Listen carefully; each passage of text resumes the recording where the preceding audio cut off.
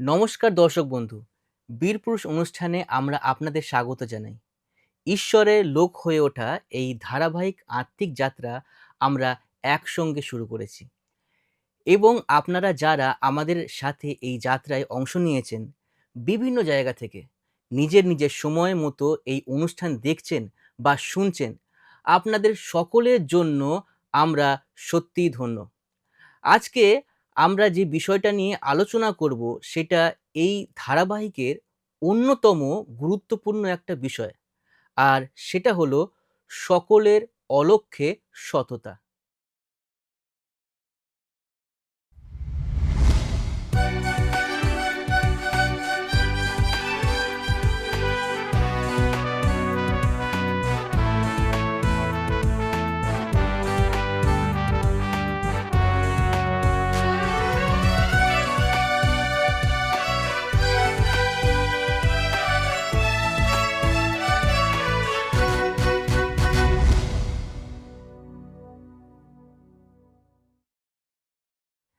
আমাদের সাথে আছেন আমাদের শিক্ষক রেভারেন্ড দীপেন্দ্র হালদার মহাশয়। দাদা, তোমাকে অনেক অনেক ধন্যবাদ আর স্বাগত জানাই আমাদের এই অনুষ্ঠানে।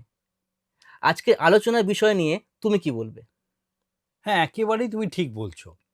খুব আকর্ষণীয় বা শিরোনামে থাকা বিষয় এটা নয়, কিন্তু এটা এমন একটা বিষয় যা মানুষের ভিতরের সত্তাকে, তার চরিত্রকে প্রভাবিত করে। আজ আমরা একটা প্রশ্নের উত্তর খোঁজার চেষ্টা করব। কখনো না কখনো যার সম্মুখীন আমাদের সকলকেই হতে হয়। প্রশ্নটা হলো, দাদা, যে যখন কেউ আমাকে লক্ষ্য করছে না, তখন আমি কে? একটু ভেবে দেখো পল, আমাদের সকলের মধ্যেই একটা প্রকাশ্য আমি আছে, যে সকলের সাথে মেলামেশা করে, সুন্দরভাবে কথা বলে, ভদ্র ব্যবহার করে। আর একটা ব্যক্তিগত আমি আছে, যখন কেউ দেখছে না, যখন সে নিজের কল্পনায় মগ্ন। আর এই সত্তাটাই হলো আসল, ঈশ্বর এটাই দেখেন। তুমি কি খেয়াল করেছো, বর্তমানে অনেক মানুষই যেন তাদের জীবনে এক অদৃশ্য বোঝা বয়ে চলেছে। এই বোঝা হতে পারে তার চাকরি, বিভিন্ন দায়িত্ব, বা জীবনের ছোট বড় নানা সমস্যার কারণে নয়, বরং বাইরে একরকম আর ভেতরে আরেক রকম, এই দ্বৈত চরিত্র নিয়ে জীবনযাপন করার জন্য। কিন্তু আমাদের ঈশ্বর আমাদের ব্যক্তিগত সেই আমি, সেটাকেই দেখতে চান এবং সুন্দরভাবে গড়ে তুলতে চান। আমাদের দুর্বলতাগুলো সবল করে তুলতে চান। দাদা, তুমি কিন্তু একদমই ঠিক বলেছ। আমরা সবাই কিছু না কিছু গোপন যুদ্ধ করেই চলি। আমাদের হৃদয়ের মধ্যে অনেক কিছু লুকানো থাকে। হয়তো লজ্জায় বা ভয়ে আমরা তা প্রকাশ করতে পারি না। হ্যাঁ, ঠিক বলেছ। আমি আপনাকে বলছি, ঈশ্বর আমাদের সেই সব লুকানো বিষয় জানেন, কিন্তু তিনি কখনোই আমাদের থেকে মুখ ফিরিয়ে নেন না। তিনি আমাদের ঘৃণা করেন না, আমাদের ভালোবাসেন। আর তাই তো আজকের অনুধ্যান এতটা গুরুত্বপূর্ণ। গোপন মুহূর্তগুলোতে সততা বেছে নিন। মানুষকে নয়, বরং ঈশ্বরকে ভয় করুন। একটা গল্প বলি, তাহলে এই বিষয়টা আরও ভালোভাবে আপনি বুঝতে পারবেন। একজন রাজমিস্ত্রি ছিল, যে বহু বছর ধরে তার মালিকের অধীনে বিশ্বস্তভাবে কাজ করত। একদিন তার মালিক তাকে বলল, একটা বিশেষ বাড়ি বানানো হবে, আর আমি চাই তুমি সেই কাজের তদারকি করো। সবটা তোমার দায়িত্ব, তোমার যেটা ভালো মনে হবে সেটা করবে। খরচ একটু আধটু কাটছাট করতে পারো, কেউ দেখবে না। আমি সবটা তোমার হাতে ছেড়ে দিলাম। মালিকের এই কথাগুলো শুনে তার মনের মধ্যে একটা আন্দোলন শুরু হলো। শেষ পর্যন্ত সে ঠিক করলো সে ফাঁকি দেবে, আর সে তাই করলো। খারাপ মানের জিনিস দিয়ে কাজ করতে থাকলো। বাইরে থেকে সব সুন্দর দেখালেও আসলে সে জানতো যে বাড়ির ভিত একদমই মজবুত নয়। তারপর যখন বাড়ির কাজ শেষ হলো, মালিক এসে তার হাতে চাবি তুলে দিয়ে বলল, অভিনন্দন, এই বাড়িটা আজ থেকে তোমার। এটা আমি তোমাকে উপহার দিলাম। ভাবতে পারছো পল, এটা শুনে সেই রাজমিস্ত্রির কি অবস্থা হয়েছিল? সত্যি কথা দাদা, আমার মনে হচ্ছে আমাদের জীবনেও অনেক সময় এমনটাই হয়। আচ্ছা দর্শক বন্ধু, আপনি কি কখনো অনুভব করেছেন গোপনে আমরা যে সিদ্ধান্তগুলো নিই সেগুলো আমাদের জীবনকে কেমন গভীরভাবে প্রভাবিত করে? আশা করি আপনি বুঝতে পেরেছেন কেন এই প্রসঙ্গটা আজকে এত গুরুত্বপূর্ণ। ব্যক্তিগত সিদ্ধান্তগুলো একদিন প্রকাশ পাবেই। যে বিষয়গুলো আমরা আজ উপেক্ষা করব, সেগুলোই কালকে বিশাল আকার ধারণ করবে। আজকের ফাটল কালকের ভাঙনে পরিণত হবে। ঈশ্বর আমাদের দিকে আঙুল তুলছেন না, বরং তিনি হাত বাড়িয়ে আমাদেরকে ডাকছেন, যাতে তিনি আমাদেরকে মজবুত করে গড়ে তুলতে পারেন। এইভাবেই আমরা প্রাত্যহিক জীবনে অনেক অদৃশ্য পরীক্ষার মধ্যে দিয়ে যাই, যা আমাদের জীবনকে প্রভাবিত করে। আচ্ছা দাদা, তুমি যখন এরকম বলছো, এই অদৃশ্য পরীক্ষাটা ঠিক কি রকম? দেখো পল, আমরা যদি চারপাশে তাকাই দেখব মানুষ নিজের ভাবমূর্তি, সাফল্য, সুখ্যাতি এবং অন্যের প্রশংসা পাওয়া নিয়ে মেতে থাকে।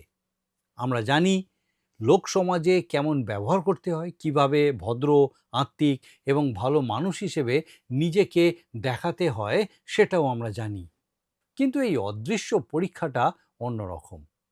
এই পরীক্ষা আমাদের জিজ্ঞাসা করে, সকলের অলক্ষ্যে আপনি কে? যখন প্রলোভন আসে আপনার জীবনে, তখন আপনি কে? যখন নিজের সুবিধা আর সততার মধ্যে একটাকে বাছতে হয়, তখন আপনি কে? আর এই সব কিছুর মধ্যে থেকেই ঈশ্বর চান আপনাকে উৎকৃষ্টভাবে গড়ে তুলতে।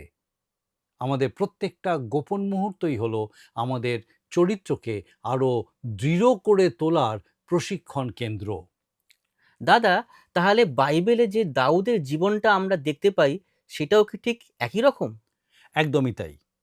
গলিয়াতের সামনে দাঁড়ানোর অনেক আগে থেকে যখন কেউ তাকে দেখতো না, যখন সে একা একা মাঠে ভেড়া চড়াতো, ঈশ্বর তখন তাকে প্রস্তুত করেছিলেন। হয়তো বিভিন্ন দুর্বল মুহূর্তের মাধ্যমে ঈশ্বর তার সাহস, শৃঙ্খলা ও বিশ্বাসকে গড়ে তুলেছিলেন। যখনই আমরা পরীক্ষার সম্মুখীন হই, সেই দুর্বল মুহূর্তগুলোয় হেরে না গিয়ে ঈশ্বরের প্রতি অনুগত থাকি, তা কিন্তু কখনোই বৃথা যায় না। ঈশ্বর তা ঠিকই লক্ষ্য করেন। ঈশ্বর সেটাকে সম্মান করেন এবং তার মাধ্যমে আমাদেরকে তৈরি করেন। আমি কাউকে কষ্ট দিতে চাই না, কিন্তু আজকে আমরা যারা এই অনুষ্ঠানে অংশ নিয়েছি, আমাদের হয়তো মনে হতে পারে যে আমি তো এইসব অদৃশ্য পরীক্ষাগুলোয় বারবার হেরে গেছি। কিন্তু আমি আজ আপনাকে বলতে চাই, বারবার হেরে গেলেও ঈশ্বর কিন্তু আমাদেরকে অযোগ্য ভাবেন না। ঈশ্বর আমাদের সততা দেখে থাকেন। আসুন আমরা ঈশ্বরকে বলি, প্রভু, এই আমি, এটাই আসল আমি, আমাকে ধরো। কারণ এখান থেকেই আরোগ্য শুরু হয়।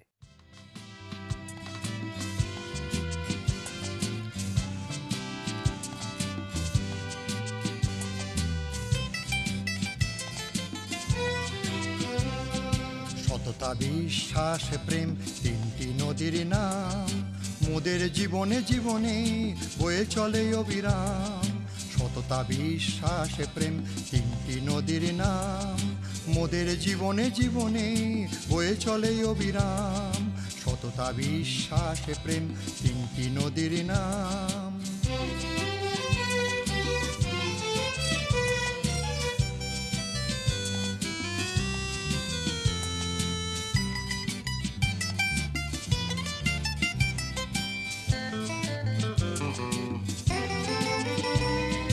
যেখানে সততা নাই খ্রিস্ট সেখানে নাই, যেখানে সততা নাই খ্রিস্ট সেখানে নাই।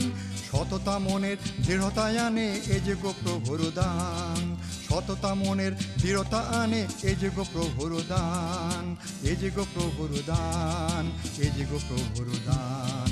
সততা, বিশ্বাস, প্রেম, তিনটি নদীর নাম।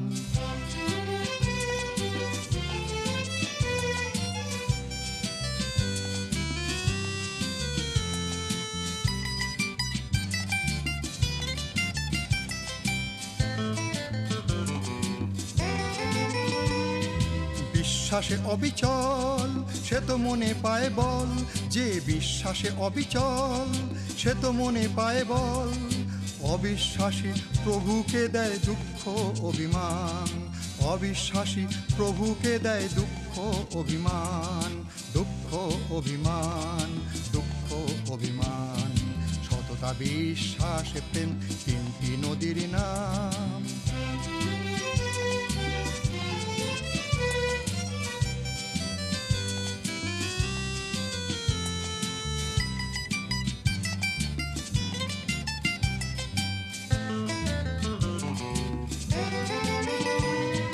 মনে যার প্রেম আছে সে থাকে যিশুর কাছে, মনে যার প্রেম আছে সে থাকে যিশুর কাছে।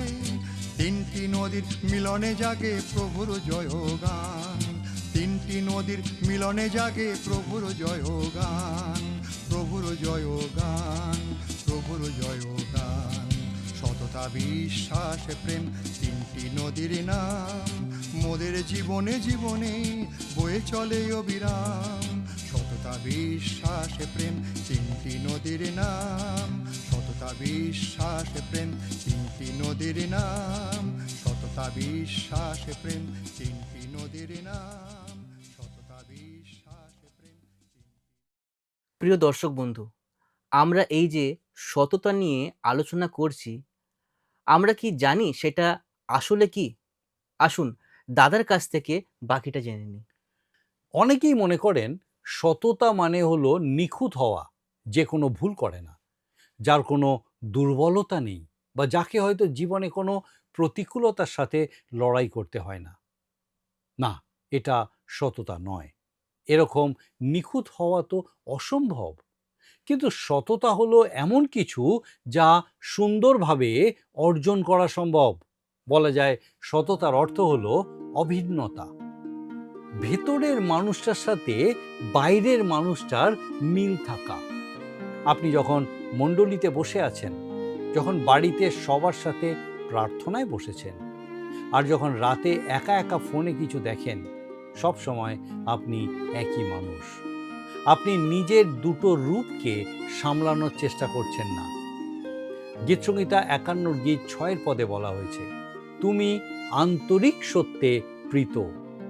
ঈশ্বর আমাদের বাহ্যিক সৌন্দর্য, স্বভাব বা আচরণ দেখেন না, তিনি আমাদের অন্তরটা দেখেন।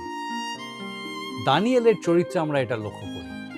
দানিয়েল 6 অধ্যায় 4 পদে লেখা আছে, তিনি বিশ্বস্ত ছিলেন, তাহার মধ্যে কোনো ভ্রান্তি বা অপরাধ পাওয়া গেল না। তিনি নিখুঁত ছিলেন না, তিনি কোনো মহামানব ছিলেন না, কিন্তু তিনি বিশ্বস্ত ছিলেন। তিনি ভিতরে এবং বাইরে একই মানুষ ছিলেন। আর ঈশ্বর এমন মানুষদেরকেই ব্যবহার করেন যারা সততার ভান করে না, বরং ঈশ্বরকে সামনে রেখে সৎভাবে জীবনযাপন করে। তাদের মনে কোনো ভয়, কোনো অপরাধবোধ থাকে না, তারা স্বাধীন। দাদা, সেই ক্ষেত্রে একটা প্রশ্ন আসে যে তাহলে কি ঈশ্বরের কাছে আমাদের বারবার সততার প্রমাণ দিতে হবে? না পল, একদমই নয়। ঈশ্বরের হাতে নিজেকে ছেড়ে দিতে হবে। তিনি আপনাকে গড়ে তুলবেন, এমনভাবে গড়ে তুলবেন যে জীবনে যতই ঝড় আসুক আপনি ভেঙে পড়বেন না। আসুন এবারে আমরা দেখি কিভাবে নিজেদের ব্যক্তিগত জগৎকে সুরক্ষিত রাখা যায়। সকলের অলক্ষ্যেও সৎ থাকার এই বৈশিষ্ট্য আমরা চাইলেই কিন্তু হুট করে তৈরি করে নিতে পারি না। এটা যত্ন সহকারে খুব ধীরে ধীরে গড়ে তুলতে হয় পল। দাদা, তুমি যা বলছো আমি বুঝতে পারছি, কিন্তু এটা কেমনভাবে সম্ভব? দেখো, এর জন্য 4টে বিষয় বুঝতে হবে।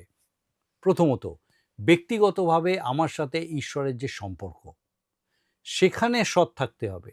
যদি কখনো হোঁচট খাই, যখনই হোঁচট খাবো, সাথে সাথে যেন ঈশ্বরের কাছে ছুটে যাই, তার কাছে নিজের পাপ স্বীকার করি, যেন সেগুলো ধীরে ধীরে বড় সমস্যায় পরিণত না হয়।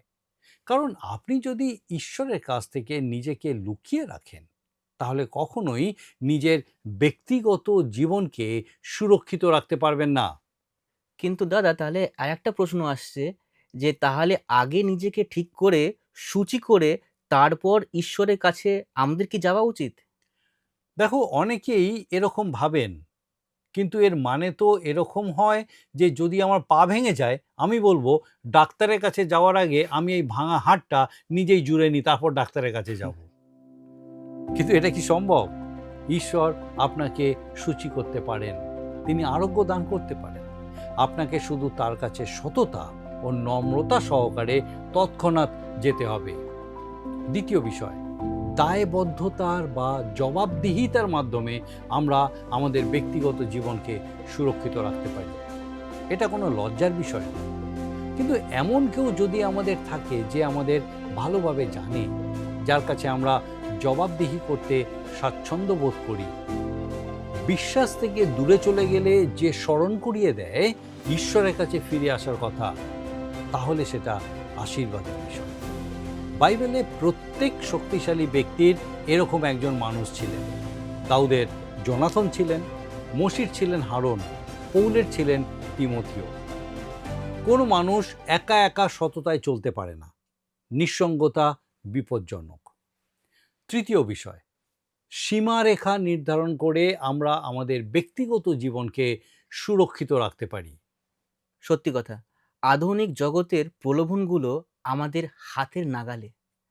নানান বিনোদন, ছবি, ভিডিও যা আমাদের আত্মিক শক্তিকে দুর্বল করে দেয়, সেসব আজ আমাদের হাতের মুঠোয়, তাই তো দাদা?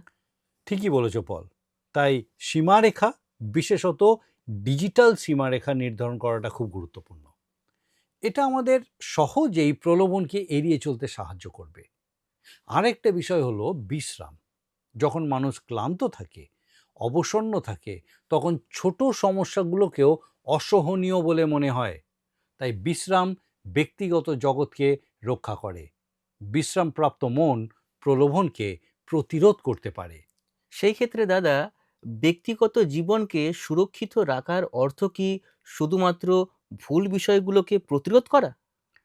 শুধু তাই নয় পল, বরং সঠিক বিষয়গুলো ধীরে ধীরে গড়ে তোলা। ঈশ্বরকে নিজের জীবনের সুযোগ দেওয়া, যেন তিনি সাহায্য করেন যাতে আমরা এমন অভ্যাস গড়ে তুলতে পারি যা আমাদের সৎ পথে থাকতে সাহায্য করবে। আসুন আমরা এতক্ষণ যা কিছু আলোচনা করলাম সেগুলো এবার আমরা বাস্তব জীবনে প্রয়োগ করার চেষ্টা করি। কারণ সততা কোনো সুন্দর ধারণা বা তাত্ত্বিক বিষয় নয়। প্রত্যেক দিন, প্রত্যেক মুহূর্তেই সততা অনুশীলন করার সুযোগ আমাদের আসে। একবার ভেবে দেখুন, যদি আপনার গুপ্ত অভ্যাসগুলো প্রকাশ্যে চলে আসে, তাহলে সেগুলো কি ঈশ্বরকে গৌরবান্বিত করবে? আমি জানি প্রশ্নটা খুব কঠিন, কিন্তু আমি আপনাকে পথ দেখাতে চাইছি। আপনার হৃদয়কে পবিত্র আত্মার দ্বারা চালিত করতে চাইছি। কারণ ঈশ্বর চান যেন আমরা আমাদের দুর্বলতাগুলোর থেকে বেরিয়ে আসতে পারি, সেই দুর্বলতাগুলোকে জয় করতে পারি। এই দুর্বলতা হতে পারে আপনার মোবাইলের প্রতি আসক্তি, বা রাগের সময় আপনার কথা বলার ধরন, হয়তো বা বিরক্ত হলে আপনি যেভাবে প্রতিক্রিয়া দেখান, কিংবা আপনি কিভাবে আপনার অর্থ ব্যয় করেন। এটাও হতে পারে যখন কেউ দেখে না, তখন আপনি কেমনভাবে আপনার স্ত্রীর সাথে ব্যবহার করেন, কিংবা যখন আপনি খুব ক্লান্ত, তখন আপনার ছেলেমেয়ের সাথে আপনি কীরকম ব্যবহার করেন। হতে পারে বিরক্তি বা অহংকার নিঃশব্দে আপনার মনের ভিতরে স্থান করে নিয়েছে। সে আপনার যাই দুর্বলতা থাকুক, ঈশ্বর আপনাকে দোষ দিতে চান না, বরং তিনি চান যেন আপনি সেই সকল দুর্বলতার সেই বোঝা ঝেড়ে ফেলে মুক্ত হতে পারেন। দাদা, আমার মনে হচ্ছে সততা বড় বড় সিদ্ধান্তগুলোর চেয়ে ছোট ছোট সিদ্ধান্তের মাধ্যমেই বেশি করে গড়ে ওঠে, তাই তো? ঠিকই বলেছ পল। এই যেমন দৈনন্দিন কথোপকথনের মধ্যে ছোট ছোট মিথ্যা না বলা, প্রলোভন বেশি জোরালো হওয়ার আগেই মোবাইল বন্ধ করা, বেশি রেগে না গিয়ে ধৈর্য ধরা, কঠোরতা ও স্বার্থপরতার বদলে কোমলতা এবং উদারতাকে বেছে নেওয়া। হয়তো এগুলো খুব সামান্য বিষয়, এগুলো করলে হয়তো কারোর থেকে বাহবা পাবেন না, কিন্তু ঈশ্বর এগুলো দেখেন এবং এর মাধ্যমে ঈশ্বর আপনাকে আরও শক্তিশালী করে গড়ে তুলতে পারেন। বুঝতে পারলে পল? দাদা বুঝলাম। খুব ভালোই ব্যাপারটা এগোচ্ছে। কিন্তু সেখানে একটা প্রশ্ন আসে, তাহলে আমরা সৎ পথে চলার জন্য কি করতে পারি? পল, ছোট ছোট পদক্ষেপ দিয়ে শুরু করতে হবে। ছোট পদক্ষেপগুলোকে তুচ্ছ মনে করবেন না। সৎ পথে চলার প্রতিটা পদক্ষেপ কিন্তু মূল্যবান। কেউই একদিনে সৎ মানুষ হয়ে উঠতে পারে না, বরং দিনের পর দিন বিশ্বস্ত থাকতে থাকতে ধীরে ধীরে জীবন পাল্টায়। আসুন আমরা যা শিখলাম তা জীবনে প্রয়োগ করার জন্য ৩টে সহজ চ্যালেঞ্জ নিই। এই সপ্তাহে আমরা চেষ্টা করি এই চ্যালেঞ্জগুলো আমাদের জীবনে করে দেখানোর। প্রথম চ্যালেঞ্জ, গোপনে একটা ভালো কাজ করুন। এমন কিছু যা কেউ দেখবে না, জানবে না, হাততালিও দেবে না, যা কেবল ঈশ্বর এবং আপনি জানবেন। এটা আপনার চরিত্রকে শক্তিশালী করে তুলবে। চ্যালেঞ্জ ২, এই সপ্তাহের প্রত্যেক দিন প্রার্থনা সহকারে গীতসংহিতা ১৩৯-এর গীত ২৩ আর ২৪ পদটা পাঠ করুন। আমি আজকে আপনার জন্য পড়ে দিই এই পদটা। এরপর থেকে প্রত্যেক দিন আপনি পড়বেন, হে ঈশ্বর, আমাকে অনুসন্ধান করো, আমার অন্তঃকরণ জ্ঞাত হও, আমার পরীক্ষা করো, আমার চিন্তা সকল জ্ঞাত হও, আর দেখো আমাতে দুষ্টতার পথ পাওয়া যায় কিনা, এবং সনাতন পথে আমাকে গমন করাও। এই বাক্যটা সাংঘাতিক শক্তিশালী। এর মাধ্যমে ঈশ্বরকে সুযোগ দিন যেন তিনি আপনাকে সব সময় সঠিক পথ দেখান এবং সেই মতো চলতে সাহায্য করেন। আর চ্যালেঞ্জ ৩, আপনি গোপন রেখেছেন এরকম কোনো একটা বিষয় বিশ্বস্ত কারোর সাথে ভাগ করুন। এর মানে এই নয় যে আপনি ১০ জন মানুষকে আপনার গোপন বিষয় বলে দেবেন, বরং ঈশ্বরকে বলুন আর কোনো একজন বিশ্বস্ত মানুষের কাছে সেটাকে খুলে বলুন। এইভাবে যখন আপনি আপনার কোনো ব্যক্তিগত দুর্বলতার বিষয় কোনো একজনের সাথে ভাগ করে নেবেন, তখন সেটা আর তত জটিল বা কঠিন থাকবে না। আর এইভাবেই আপনি সেই দুর্বলতা কাটিয়ে উঠতে পারবেন। প্রিয় বন্ধু, আজকের এই আলোচনার মধ্যে দিয়ে আমরা অনেক কিছু শিখতে পারলাম। দাদা, সকলের সুবিধার্থে আরেকবার তুমি যদি সংক্ষেপে এই বিষয়গুলো আমাদের জানিয়ে দাও। নিশ্চয়ই পল, আমি আপনাকে আরেকবার স্মরণ করিয়ে দিই, সততা মানে নিখুঁত হওয়া নয়, বরং সঠিক পথে এগিয়ে চলা। কোনো অভিনয় নয়, কিন্তু প্রভুতে বৃদ্ধি পাওয়া।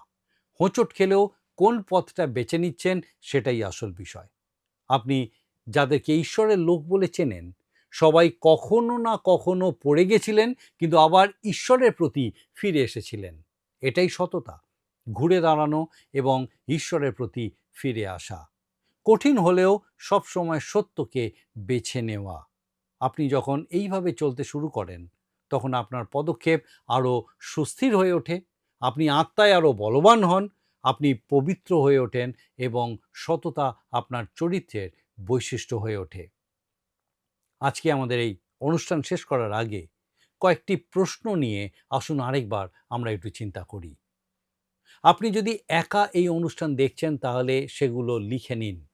যদি কয়েকজন মিলে এই অনুষ্ঠান দেখছেন তাহলে এই প্রশ্নগুলো নিয়ে নিজেদের মধ্যে আলোচনা করুন। আর যদি আপনি পরিবারের সাথে দেখছেন তাহলে এই বিষয়গুলো নিয়ে প্রার্থনা করুন। প্রথম প্রশ্ন, আমার দুর্বলতার এমন কোন বিষয়টায় ঈশ্বর আমাকে সৎ হতে বলছেন?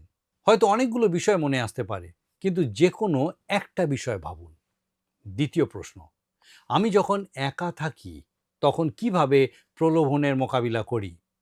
আমি কি ঈশ্বরের দিকে তাকাই নাকি তার থেকে পালিয়ে যাই? তৃতীয় প্রশ্ন, সেই মানুষটা কে যার কাছে আমি আমার গোপন বিষয়গুলো প্রকাশ করতে পারি?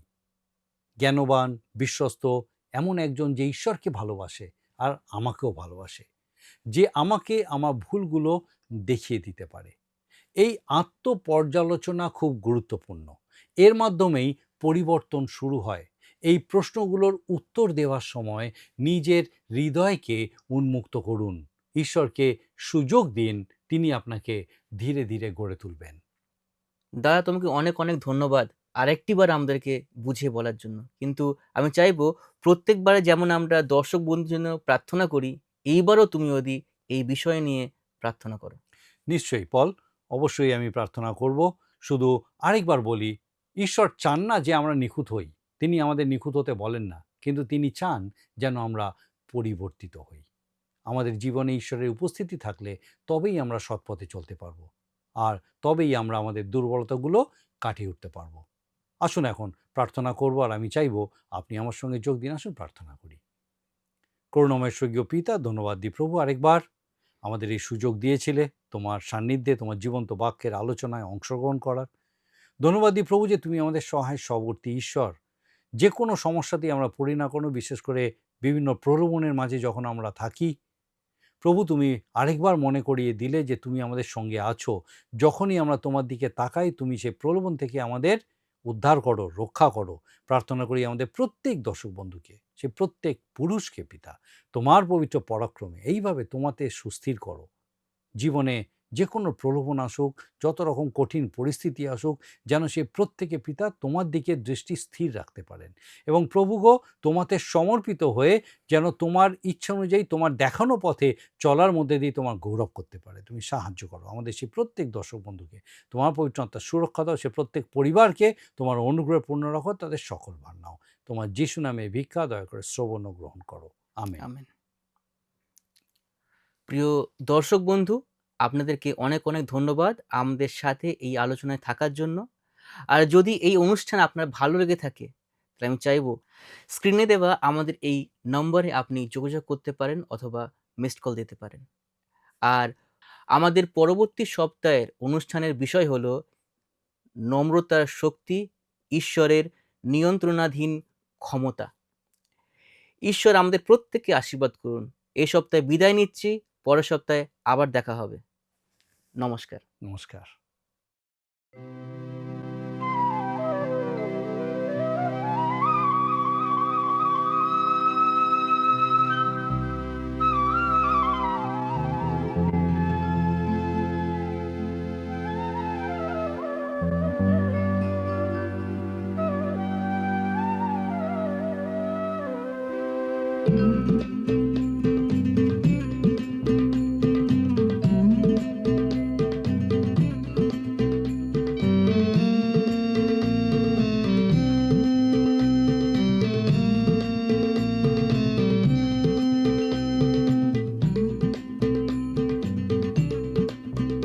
যিশু নাম বলো একবার, যিশু নাম বলো একবার, সে নামেতে শত জ্বালা, সে নামেতে শত জ্বালা জুড়ায় সবার। যিশু নাম বলো একবার, যিশু নাম বলো একবার।